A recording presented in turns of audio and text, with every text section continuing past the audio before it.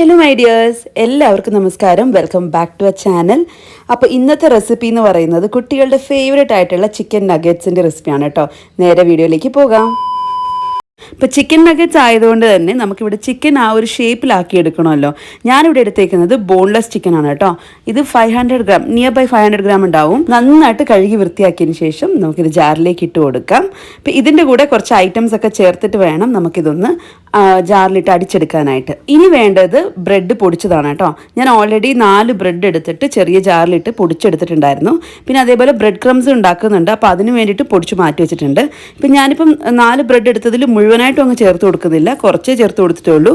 നമുക്ക് നോക്കാം, അഥവാ വേണമെങ്കിൽ പിന്നീട് ചേർത്ത് കൊടുത്താൽ മതിയല്ലോ. അപ്പം ബ്രെഡ് പൊടിച്ചതും ചേർത്തു. പിന്നെ ഇതിലേക്ക് ആവശ്യമുള്ളത്ര ഉപ്പ് ചേർത്ത് കൊടുക്കുന്നുണ്ട്. ബ്രെഡിൽ ഉപ്പുണ്ടാവും, അപ്പോൾ അതുകൊണ്ട് നോക്കിയിട്ട് വേണം ചേർത്ത് കൊടുക്കാനായിട്ട്. പിന്നെ ഞാൻ എടുത്തേക്കുന്നത് ഓണിയൻ പൗഡറാണ് കേട്ടോ. ഇത് നിർബന്ധമുള്ള കാര്യമൊന്നുമല്ല, ഇതിന് പകരം നിങ്ങൾക്ക് വേണമെങ്കിൽ ഓണിയനും ചേർക്കാം.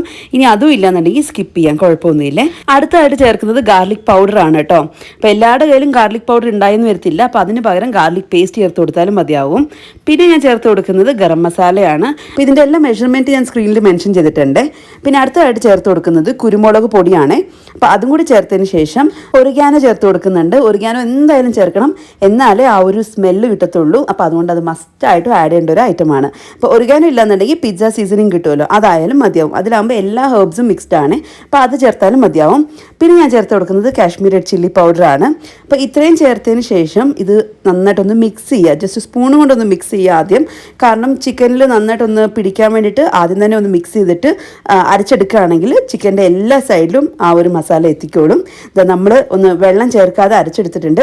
ഒട്ടും വെള്ളം ചേർക്കാൻ പാടില്ല. വെള്ളം ചേർക്കാതെ മേ ബി പൾസ് ബട്ടൺ വെച്ചിട്ട് ചെയ്യുകയാണെന്നുണ്ടെങ്കിൽ കുറേശ്ശെ ഇങ്ങനെ അരഞ്ഞരിഞ്ഞ് കിട്ടിക്കോളും. സോ ഫൈനലി ഇതുപോലെ ഉണ്ടാവും കേട്ടോ. ഇനി ഇതൊരു പ്ലേറ്റിലേക്ക് മാറ്റി കൊടുത്തിട്ടുണ്ട്. ഇതിനി ഒന്ന് നന്നായിട്ട് കുഴച്ചെടുക്കണം കേട്ടോ. അപ്പോൾ കയ്യിലൊന്നും ഒട്ടിപ്പിടിക്കാതിരിക്കാൻ വേണ്ടിയിട്ട് കയ്യിൽ കുറച്ച് എണ്ണ തേച്ച് കൊടുത്തിട്ടുണ്ട്.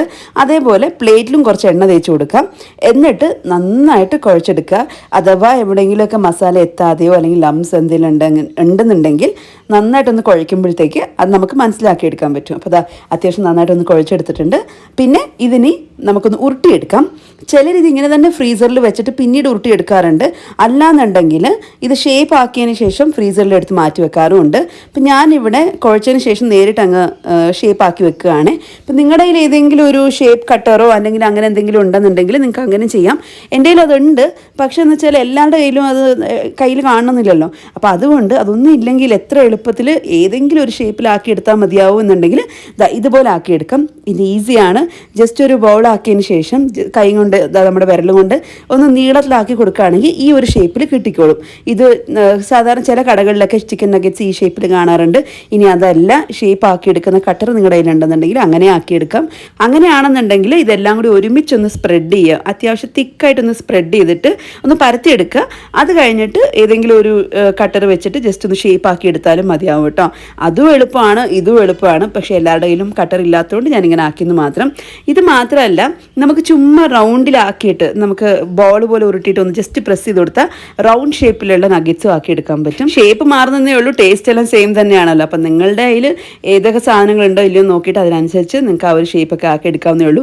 ഇതിപ്പോൾ എങ്ങനെ കൊടുത്താലും കുട്ടികൾ കഴിക്കും, കാരണം അവരുടെ ഫേവറേറ്റ് ഐറ്റമുകളിൽ ഒന്നാണിത്. ഞാൻ എല്ലാം ഇതുപോലെ ഷേപ്പ് ആക്കി എടുത്തിട്ടുണ്ട്.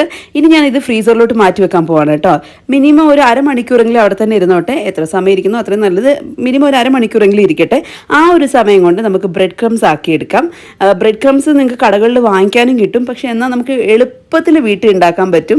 കാരണം ബ്രെഡ് ക്രംസിന് അത്യാവശ്യം പൈസ ഉള്ള ഒരു ഐറ്റമാണ്. പുറത്തുനിന്ന് മേടിക്കുകയാണെങ്കിൽ വളരെ കുറച്ച് പൊടിക്ക് തന്നെ ഏകദേശം 80-90 റുപ്പീസൊക്കെ ആവും. അതിനേക്കാളും നല്ലത് നമ്മൾ വാങ്ങിച്ചേക്കുന്ന ബ്രെഡിൽ നിന്ന് കുറച്ച് ബ്രെഡ്, ഒരു 3-4 ബ്രെഡ് എടുത്ത് പൊടിച്ചതിന് ശേഷം ഇതുപോലെ ഒരു പാനിലിട്ട് ചൂടാക്കി എടുക്കുക. ഏറ്റവും ലോ ഫ്ലെയിമിൽ വെച്ചിട്ട് നന്നായിട്ടൊന്ന് ചൂടാക്കി എടുത്താൽ മതി. ഏത് ലെവലാണെന്ന് വെച്ചാൽ നമ്മൾ കൈ കൊണ്ടൊന്ന് തൊടുന്ന സമയത്ത് അല്ലെങ്കിൽ കൈ കൊണ്ടൊന്ന് ഇങ്ങനെ പൊടിച്ചു നോക്കുന്ന സമയത്ത് ഈസി ആയിട്ട് പൊടിഞ്ഞു വരണം. അങ്ങനത്തെ ഒരു ക്രിസ്പിനെസ് വരണം. അത് കറക്റ്റ് ആയിരിക്കും കേട്ടോ. ആ ഒരു പരുവം കറക്റ്റ് ആയിരിക്കും. അപ്പോൾ നമ്മുടെ ബ്രെഡ് ക്രംസ് റെഡിയായി. ഇതിങ്ങനെ ഉണ്ടാക്കിയിട്ട് ഒരു പാത്രത്തിലങ്ങനെ മാറ്റി വെക്കുകയാണെന്നുണ്ടെങ്കിൽ നമുക്ക് ആവശ്യമുള്ളപ്പോൾ എടുത്ത് യൂസ് ചെയ്യാനും പറ്റും. അങ്ങനെ പെട്ടെന്നൊന്നും കേടായി പോവില്ല. സോ അത് അങ്ങനെ ബ്രെഡ് ക്രംസ് റെഡിയായി. ഒരു 5 മിനിറ്റ് കൊണ്ട് നമ്മുടെ ഈസി ആയിട്ട് വീട്ടിൽ തന്നെ ബ്രെഡ് ക്രംസ് ഉണ്ടാക്കിയെടുക്കാൻ പറ്റും കേട്ടോ. ഇനി ഇതൊരു ബൗളിലേക്ക് മാറ്റി കൊടുക്കുന്നുണ്ട്. കാരണം എന്ന് വെച്ചാൽ നമ്മളിത് കോട്ടിങ്ങിനാണ് യൂസ് ചെയ്യാൻ പോകുന്നത്. അപ്പോൾ ഈ ബ്രെഡ് ക്രംസിൻ്റെ കൂടെ കുറച്ച് ഉപ്പ് ചേർത്ത് കൊടുക്കുന്നുണ്ട്. അതേപോലെ ഓണിയൻ പൗഡറും കുറച്ച് ഗാർലിക് പൗഡറും പിന്നെ കുറച്ച് ഒറിഗാനോ പിന്നെ മുളക് പൊടി ഇത്രയും ചേർത്തിട്ട് നന്നായിട്ടൊന്ന് മിക്സ് ചെയ്തിട്ട് അതവിടെ മാറ്റി വെക്കുക. ഇത് നമ്മൾ ഫൈനൽ കോട്ടിങ്ങിന് വേണ്ടിയിട്ട് യൂസ് ചെയ്യുന്നതാണ് കേട്ടോ. ആ ഒരു നഗറ്റ്സിൻ്റെ മുകളിൽ ഒരു ക്രിസ്പിനെസ് കാണാറില്ലേ, അതിന് വേണ്ടി യൂസ് ചെയ്യുന്നതാണ് ഈ ബ്രെഡ് ക്രംസ്. ഇനി അടുത്ത ഒരു ബൗളിലേക്ക് മുട്ട പൊട്ടിച്ചൊഴിക്കാം. നമുക്കിത് ഡിപ്പ് ചെയ്തെടുക്കേണ്ടതാണ്. നമ്മുടെ നഗറ്റ്സ് ഒക്കെ ഡിപ്പ് ചെയ്തെടുക്കാൻ വേണ്ടിയിട്ടാണ്. ഇപ്പം ഞാനിവിടെ ഇപ്പോൾ 2 മുട്ട എടുത്തിട്ടുള്ളൂ. അതിൻ്റെ കൂടെ കുറച്ച് ഉപ്പും വളരെ കുറച്ച് വെള്ളവും ചേർത്തിട്ട് നന്നായിട്ടൊന്ന് ബീറ്റ് ചെയ്തെടുക്കുന്നുണ്ട്. അഥവാ മുട്ട വേണമെന്നുണ്ടെങ്കിൽ നമുക്ക് പിന്നീടായാലും എടുക്കാമല്ലോ എക്സ്ട്രാ. ഇപ്പം തന്നെ വേസ്റ്റ് ചെയ്ത് കളയണ്ടല്ലോ. അപ്പോൾ അതുകൊണ്ട് 2 മുട്ടയാണ് ഇപ്പോൾ എടുത്തേക്കുന്നത്. പിന്നെ വേറൊരു പാത്രത്തിൽ കുറച്ച് മൈദപ്പൊടി എടുത്തിട്ടുണ്ട്. ഇതിൻ്റെ കൂടെ കുറച്ച് മാത്രം ഉപ്പ് ചേർത്തിട്ട് നന്നായിട്ടൊന്ന് ഇളക്കി അങ്ങ് വെക്കുക. സോ ഇത് 3ആണ് നമുക്ക് ഓരോ സ്റ്റെപ്പായിട്ട് ചെയ്യേണ്ടത്. അതായത് സ്റ്റെപ്പായിട്ട് കോട്ട് ചെയ്തെടുക്കേണ്ടത്. സോ ഇതെല്ലാം പ്രിപ്പയർ ചെയ്ത് വരുമ്പോൾ തന്നെ ഏകദേശം അരമണിക്കൂറായിട്ടുണ്ടാവും. അപ്പോൾ അരമണിക്കൂറിന് ശേഷം നമ്മൾ നഗറ്റ്സ് ഫ്രീസറിൽ നിന്ന് പുറത്തെടുക്കുക. അത് കഴിഞ്ഞ് ഇപ്പോൾ അത്യാവശ്യം ഒന്ന് ഉറച്ച് കിട്ടിയിട്ടുണ്ട്. നമ്മൾ ആദ്യം ഒന്ന് പരത്തി ഷേപ്പ് ആക്കി എടുക്കുന്ന സമയത്ത് ഇത് കുറച്ച് സോഫ്റ്റ് ആയിരിക്കും. ഫ്രീസറിൽ വെച്ചിട്ട് എടുക്കുമ്പോഴത്തേന് ഇത് കുറച്ച് ഹാർഡാവും. അപ്പോൾ ആ ഒരു ടെക്സ്ചറിൽ കിട്ടിക്കഴിഞ്ഞാൽ പെർഫെക്റ്റ് ആയിരിക്കും. നമുക്കിത് കോട്ടിങ് ചെയ്ത് തുടങ്ങാം. ബേസ് കോട്ട് എന്ന് പറയുന്നത് മൈദയിലിട്ടിട്ട് ഒരു ബേസ് കോട്ടിങ് കൊടുക്കുക. അത് കഴിഞ്ഞ് എക്സസ് ആയിട്ട് വരുന്ന പൊടിയൊക്കെ അങ്ങ് തട്ടിക്കളയാം. കൈ കൊണ്ടൊന്ന് തട്ടിക്കളഞ്ഞാൽ മതിയാവും. ഈസി ആയിട്ട് അങ്ങ് ആ പൊടികളൊക്കെ കളയാൻ പറ്റും. ഇനി അടുത്ത സ്റ്റെപ്പ് എന്ന് പറയുന്നത് എഗ്ഗിൽ വെച്ചിട്ട് എഗ്ഗിലൊരു കോട്ടിങ് കൊടുക്കാം. അപ്പോൾ എഗ്ഗ് നമ്മൾ കൈ കൊണ്ടിട്ട് ചെയ്യേണ്ട ആവശ്യമില്ല. ഇതുപോലെ ഫോർക്കോ സ്പൂണോ വെച്ചിട്ട് ചെയ്തിട്ട് അതിൽ നിന്നും എടുത്തങ്ങ് കോരി മാറ്റുക. അപ്പോൾ അതിലും എക്സസ് ആയിട്ട് എന്തെങ്കിലും എഗ്ഗ് ഉണ്ടെങ്കിൽ ഇതുപോലെ ഒന്ന് ചെയ്യുകയാണെങ്കിൽ എക്സസ് ആയിട്ടുള്ള എഗ്ഗൊക്കെ അങ്ങ് പോകും. ഏറ്റവും ഫൈനൽ കോട്ടിംഗ് ആണ് നമ്മുടെ ബ്രെഡ് ക്രംസ് കേട്ടോ. ഇത് നന്നായിട്ടൊന്ന് കോട്ട് ചെയ്ത് കൊടുക്കുക. ഇപ്പം ഇതുപോലെ ഉണ്ടാവണം. ഫുൾ എല്ലായിടത്തും ബ്രെഡ് ക്രംസ് എത്തുന്ന രീതിയിൽ ഉണ്ടാവണം. ഇതാണ് പെർഫെക്റ്റ് ആയിട്ടുണ്ടാവും. നിങ്ങൾക്ക് ഇതും കഴിഞ്ഞിട്ട് വേണമെന്നുണ്ടെങ്കിൽ ഫ്രീസറിൽ സൂക്ഷിക്കാം.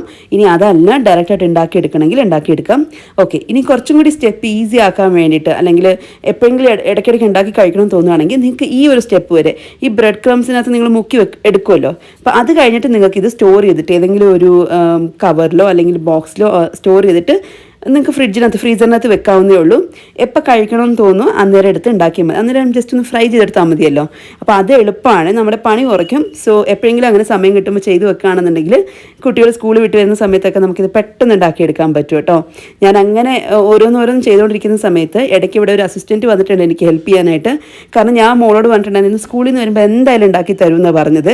പക്ഷേ കുറച്ച് ടൈം അങ്ങോട്ട് നീണ്ടു പോയതുകൊണ്ട് തന്നെ അവിടെ സ്കൂളിൽ നിന്ന് വന്നു കഴിഞ്ഞിട്ടാണ് ഞാനിത് കോട്ട് ചെയ്തെടുക്കുന്നത്. അപ്പോൾ അതുകൊണ്ട് അവളും ഞാനും കൂടി ഹെൽപ്പ് ചെയ്യാം, ഭയങ്കര ഇൻട്രസ്റ്റിംഗ് ആയിട്ടുണ്ടെന്ന്. സോ ഞാൻ അവളെയും കൂടി നിർത്തിയിട്ടാണ് ഇതെല്ലാം ചെയ്തുകൊണ്ടിരിക്കുന്നത്. അപ്പോൾ അവൾ അവിടെ ഒരു സൈഡിൽ മൈദയിലിട്ട് കോട്ട് ചെയ്ത് തന്നുകൊണ്ടിരിക്കുകയാണ്, ഞാനിവിടെ ബാക്കിയുള്ളതൊക്കെ ചെയ്തുകൊണ്ടിരിക്കുകയാണ്. അങ്ങനെ ഞങ്ങൾ 2 ആളും കൂടി ചേർന്നിട്ട് നമ്മുടെ എല്ലാ നഗറ്റ്സും ഇതുപോലെ ഫുൾ കോട്ട് ചെയ്തെടുത്തിട്ടുണ്ട്. ഫൈനലി നമ്മുടെ ഐറ്റംസ് ഒക്കെ റെഡി ആയിട്ടുണ്ട്. ഇനി സംഭവം എളുപ്പമാണ്. ജസ്റ്റ് ഒന്ന് ഷാലോ ഫ്രൈ ചെയ്തെടുത്താൽ മതി.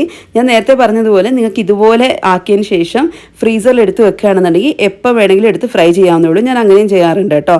അപ്പോൾ ഇപ്പം ഞാൻ ഇത്രയൊന്നും ഫ്രൈ ചെയ്യുന്നില്ല, കുറച്ചെടുത്ത് ഫ്രൈ ചെയ്യാൻ പോവാണ്. അപ്പോൾ അതിനായിട്ട് ഒരു ഫ്രൈയിങ് പാനിലേക്ക് കുറച്ച് എണ്ണ ഒഴിച്ചു കൊടുത്തു. ഡീപ്പ് ഫ്രൈ അല്ല, ഷാലോ ഫ്രൈ ആണ് ഞാൻ ചെയ്യുന്നത്. അപ്പോൾ അതുകൊണ്ട് കുറച്ച് മാത്രമേ എണ്ണ എടുത്ത് കൊടുത്തിട്ടുള്ളൂ. ഒരു സൈഡ് മാത്രം ഒന്ന് നനയാൻ വേണ്ടിയിട്ടുള്ള എണ്ണ ഒഴിച്ചു കൊടുത്തിട്ടുണ്ട്. എണ്ണ ഒന്ന് ചൂടായി വരുന്ന സമയത്ത് ഒരുപാട് ചൂടാവരുത്, വളരെ മീഡിയം ചൂടിൽ നിൽക്കുന്ന സമയത്ത് തന്നെ നമ്മൾ ഈ ഓരോ നഗറ്റ്സും വെച്ച് കൊടുക്കണം. നല്ല ചൂടുള്ള സമയത്ത് വെച്ച് കൊടുക്കുകയാണെന്നുണ്ടെങ്കിൽ പെട്ടെന്ന് നഗറ്റ്സ് കരിഞ്ഞു പോവും, പിന്നെ ഉള്ളിൽ വെന്തിട്ടുണ്ടാവില്ല. പെട്ടെന്ന് ബ്രൗൺ കളറായി കഴിഞ്ഞിട്ടുണ്ടെങ്കിൽ കരിഞ്ഞു പോകത്തേ ഉള്ളൂ, ആ ഒരു ടേസ്റ്റും കിട്ടില്ല. അതേപോലെ ഭയങ്കരമായിട്ട് കൈപ്പടിക്കുകയും ചെയ്യും, എന്നാൽ ചിക്കൻ വെന്തിട്ടും ഉണ്ടാവില്ല. സോ അതുകൊണ്ട് ലോ ഫ്ലെയിമിൽ വെച്ചിട്ട് ജസ്റ്റ് ഒന്ന് ചൂടായി വരുന്ന സമയത്ത് തന്നെ നഗറ്റ്സ് ഇട്ട് കൊടുക്കുക. എന്നിട്ട് തിരിച്ചും മറിച്ചും ഒക്കെ ഇട്ടിട്ട് 2 സൈഡും ഫ്രൈ ചെയ്തെടുക്കുക. അതായത് ഇതുപോലെ ഒന്ന് ഫ്രൈ ചെയ്തെടുക്കുക. അപ്പം ഞാൻ ആദ്യം ആ ഒരു ലോങ് ഷേപ്പിലാക്കിയതെല്ലാം ഫ്രൈ ചെയ്തെടുത്തു. അത് കഴിഞ്ഞിട്ട് റൗണ്ട് ഷേപ്പിലാക്കിയേക്കുന്നതും കൂടി ഒന്ന് ഫ്രൈ ചെയ്തെടുത്തിട്ടുണ്ട്. സംഭവം വീട്ടിലുണ്ടാക്കിയതാണെങ്കിലും ഉണ്ടല്ലോ കിഡു ടേസ്റ്റാണ്. നമ്മൾ പുറത്ത് പോയി കഴിക്കുന്ന സമയത്ത് ഒരു 6 നഗറ്റ്സിന് തന്നെ ഏകദേശം 100 അബോവാണ് കേട്ടോ.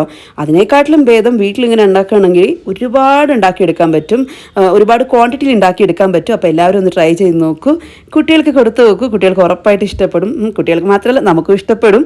കൂടെ കെച്ചപ്പോ അല്ലെങ്കിൽ മയനൈസ് ഉണ്ടെങ്കിൽ അടിപൊളിയായിരിക്കും കേട്ടോ. ഞാനിവിടെ കെച്ചപ്പ് കൂട്ടി മോക്ക് കൊടുത്തു നോക്കി, അവൾക്ക് ഭയങ്കരമായിട്ട് ഇഷ്ടപ്പെട്ടു. അപ്പോൾ നിങ്ങളൊന്ന് ട്രൈ ചെയ്ത് നോക്കിയിട്ട് ഫീഡ്ബാക്ക് അറിയിക്കാൻ മറക്കല്ലേ. അടുത്ത വീഡിയോ ആയിട്ട് കാണാം. ടാറ്റാ.